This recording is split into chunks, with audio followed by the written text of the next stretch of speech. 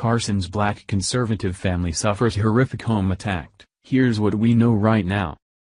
Dr. Ben Carson, the Secretary of Housing and Urban Development, has reported that his home in Virginia was vandalized with horrible things.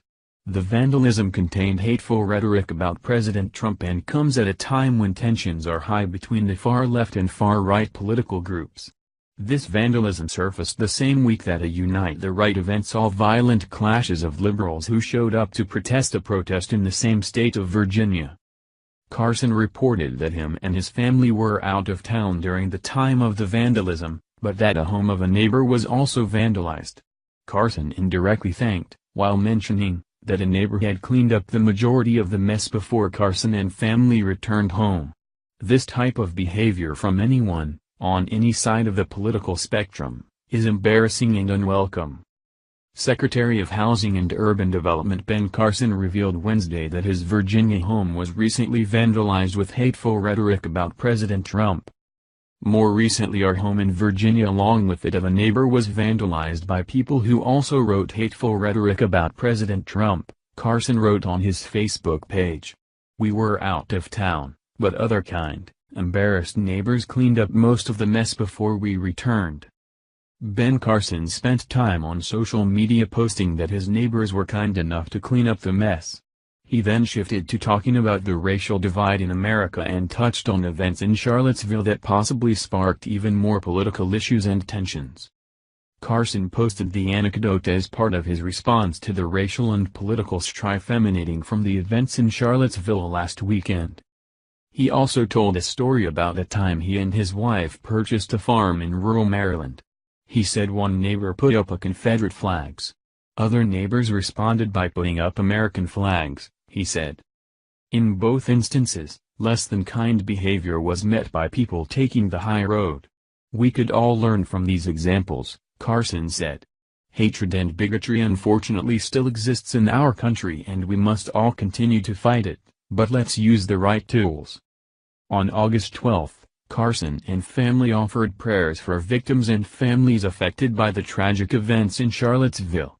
He stated that he was pleased with how President Trump has disavowed any form of white supremacy behavior, but also stated that we should reject forces of political division, radicalism, and terrorists from all points of the world.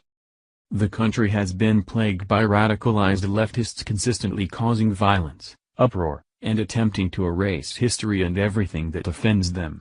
Some people, like Takia Thompson, have been arrested and face felony charges for their ludicrous behavior and inconsideration for the law. She climbed atop a Confederate statue and placed a rope around the statue, which people below then pulled and took the statue down. She was arrested, confessed, and the leftists consider her a hero. She's not a hero at all. She's just another criminal about to get nailed with charges that could affect her for the rest of her life. If she's convicted of a felony, then she may have a difficult time landing a well-paying job. This means she could have a higher probability of living a life on welfare which will come out of the taxpayers' pockets. Committing a felony in hopes to make a political point is not ever a good idea. Committing the crime on video, in front of numerous witnesses, and then confessing to it suggests that she only wanted her 5 minutes of fame, but that could cost her a lifetime of losing job offers. Some employers won't hire convicted felons, regardless of what the crime may be. Ben Carson posted on Facebook about people working together to achieve greatness. Unfortunately, one look around America will suggest that our far-right and far-left groups have failed to serve America in the best way possible. Most of that blame falls upon the far-left extremists who consistently display their violent acts of intolerance and willingness to shut down free speech. Their actions are a form of free speech, but they don't want anyone else, with an opposing view, to enact their rightful American and constitutional providing the freedom of speech. Carson had this to say. In the past, our country has been able to accomplish great things when we worked together. I can think of no societies that became great through division.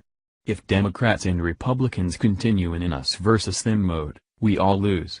Our real enemies are probably saying to themselves, should we try to destroy them or should we just wait and let them destroy themselves?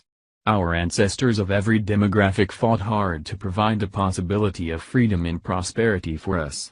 We must now look beyond revenge and what makes us feel good and instead think about those coming after us. We need to think about compassion, fiscal responsibility and the values and principles that characterize greatness. That will truly make America great again. How can anyone accomplish anything while the liberals can't be peaceful for 5 minutes to do anything at all? Thank you for watching this video. What do you think about this? Share this on Facebook and Twitter along with your comments.